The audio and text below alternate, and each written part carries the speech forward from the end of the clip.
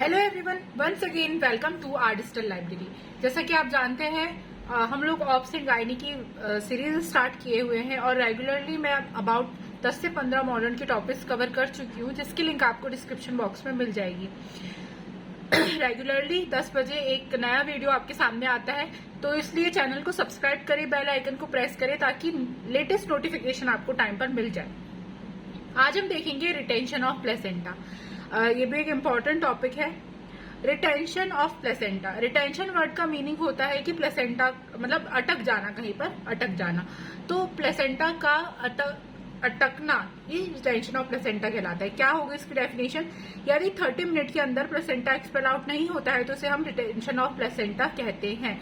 Very important है। जब हम लोग, मैंने प्रीवियस वीडियोज में आपको स्टेजेस ऑफ लेबर पढ़ाई थी, उसमें थर्ड स्टेज में फीटस के एक्सपेल आउट होने तक से लेकर प्लेसेंटा के एक्सपेल आउट होने तक की जो भी प्रोसेस है उसको हम थर्ड स्टेज ऑफ लेबर में रखते हैं, और ये दोनों multi gravida and preview gravida में 30 मिनट की होती है। ये हम लोगों ने स्टेजेस ऑफ लेबर में पढ़े थे, जो कि आपको यदि नहीं देखे आप तो वीडियो आपको कवर करनी है, क्योंकि सारे टॉपिक्स एक दूसरे से कोरिलेटेड है।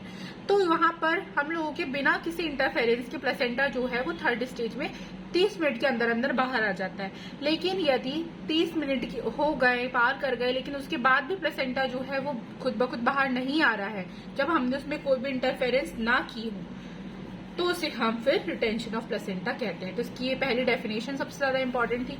एंड कॉजेज क्या क्या हो सकते हैं? तो क्या हो सकता है कॉजेज? पहला, placenta completely separate but retained. Placenta जो है वो पूरी तरीके से बाहर आ गया, लेकिन उसकी कुछ बिट्स जो है वो अंदर रह गई।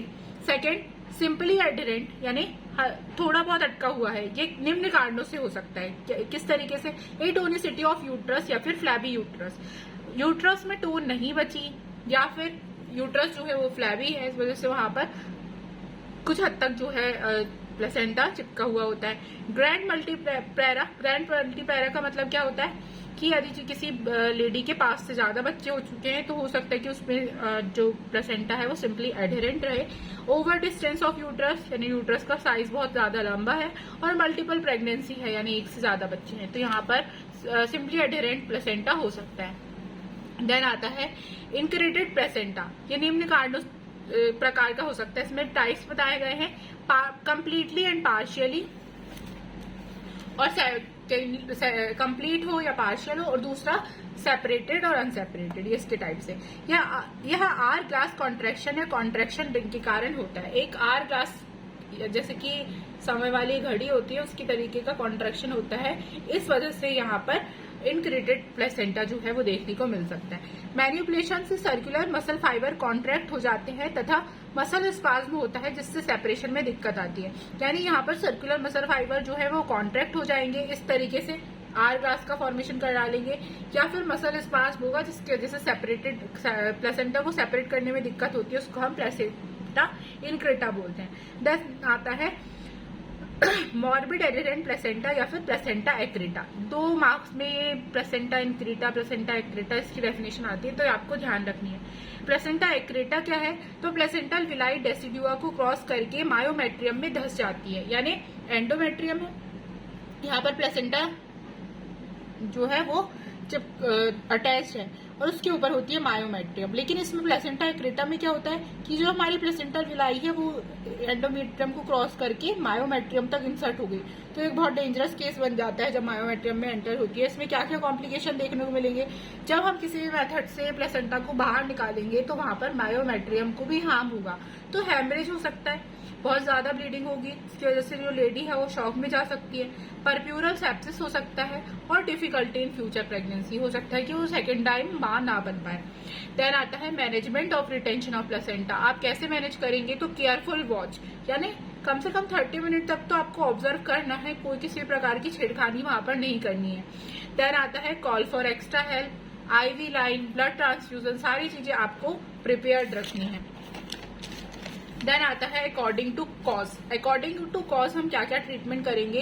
तो कंप्लीटली सेपरेटेड बट रिटेंड है, तो यहाँ पर मतलब प्लेसेंटा जो है वो सेपरेट हो चुका है, लेकिन उसमें के कुछ बिट्स जो है वहां पर प्रेजेंट है, तो हम कंट्रोल कॉर्ड ट्रैक्शन करते हैं, यानी हम आराम से फोर्सेप वगैरह से उसके सारे बिट्स को बाहर निकालेंगे। सेकेंड होता है सिंपली एडहेरेंट, यानी थोड़ा बहुत वहां पर चिपका हुआ है तो हम हैंड इंसर्ट कराकर वहां से प्लेसेंटा को निकाल लेते हैं, that is manual removal of placenta.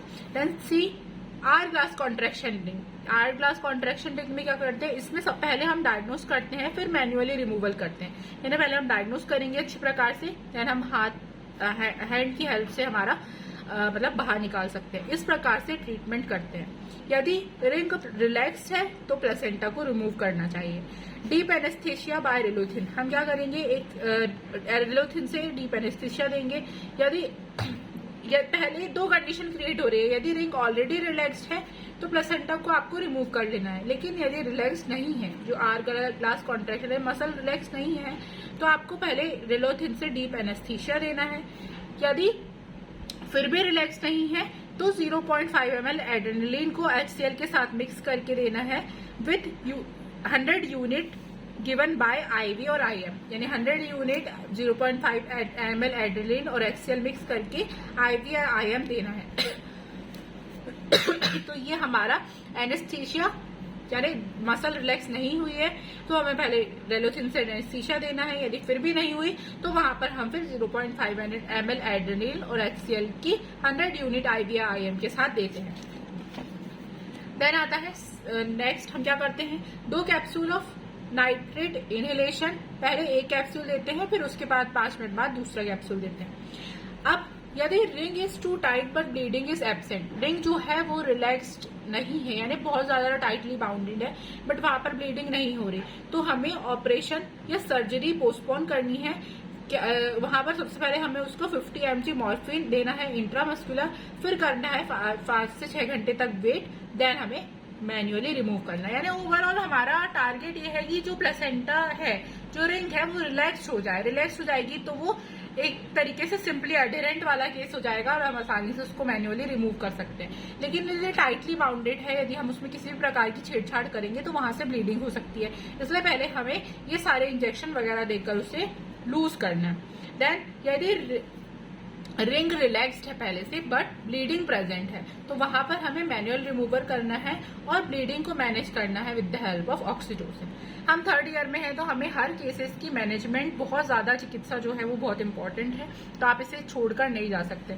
Then आता है यदि रिंग टाइट है बट ब्लीडिंग प्रेजेंट है तो आप मैनुअली रिमूवल कर सकते हैं। यदि इन अवस्थाओं या प्रक्रियाओं से भी प्लेसेंटा रिमूव नहीं होता है, मैनुअली रिमूवल करने पर ये सब हमने इंजेक्शन दिए, रिलैक्स किया, पर फिर भी प्लेसेंटा रिमूव नहीं हो रहा है तो हम क्या करेंगे, तो अंतिम रूप से हमें हिस्टेक्टोमी करनी होती है। हिस्टेक्टोमी क्या होता है, तो हमें पूरे का पूरा यूट्रस को ही बाहर निकालना है, क्योंकि यदि सारी प्रोसेस करने के बाद भी वहां से प्लेसेंटा नहीं निकल रहा तो वो किसी भी प्रकार का हार्म करेगा बॉडी में, एक्सेसिव ब्लीडिंग हो सकती है, तो जो लेडी है वो शॉक में या फिर डेथ भी हो सकती है उसकी। देन नेक्स्ट कंडीशन आती है मॉर्बिड एडहेरेंट। यदि मॉर्बिड एडहेरेंट प्लेसेंटा है तो मैन्युअली जितना हो सकता है उतना हमें रिमूव करना है। यदि ब्लीडिंग स्पॉट प्रेजेंट है तो ऑटोलिसिस के द्वारा, ऑटोलिसिस यानी उसे खींचकर या ऑटोलिसिस चलाकर वहां पर सेपरेट करना है। और यदि ब्लीडिंग प्रेजेंट है, फिर भी ब्लीडिंग हो रही है, ब्लीडिंग स्पॉट यानी थोड़ी बहुत ब्लीडिंग है, तो आप ऑटोलिसिस से उसे करेक्ट कर सकते हैं। लेकिन यदि बहुत ज्यादा ब्लीडिंग है तो आपको हिस्टेक्टोमी करनी ही पड़ेगी। Then retained placenta with complication, यानी कॉम्प्लिकेशन ज्यादा है तो यदि क्या क्या कॉम्प्लिकेशन होंगे, यदि हैमरेज प्रेजेंट है, प्लेसेंटा रिटेन्ड है लेकिन उसके साथ साथ हैमरेज प्रेजेंट है, तो सबसे पहले हमें हैमरेज को ट्रीट करना है, देन इसे सेपरेट करना है। यदि प्लेसेंटा रिटेन्ड है, शॉक की कंडीशन में पहुंच गई है लेडी, तो पहले शॉक को ठीक करना है, देन वहां पर प्लेसेंटा रिमूव करना है। यदि सेप्सिस है यानी किसी भी प्रकार का इन्फेक्शन है तो वहां पर हाई यूट्राइन स्वैब डिस्चार्ज लेना है और उसका कल्चर टेस्ट कराना है। कल्चर टेस्ट से आपको उसकी कॉज का पता लग जाएगा। तो ये 3 कंडीशन हो गई। हैमरेज में पहले हैमरेज को ट्रीट करना है, देन सेपरेट करना प्लेसेंटा को। यदि रिटेन प्लेसेंटा शॉक के साथ है तो शॉक को ट्रीट करके देन सेपरेट करना है। और यदि सेप्सिस है तो डिस्चार्ज का आपको कल्चर स्वैब कराना है।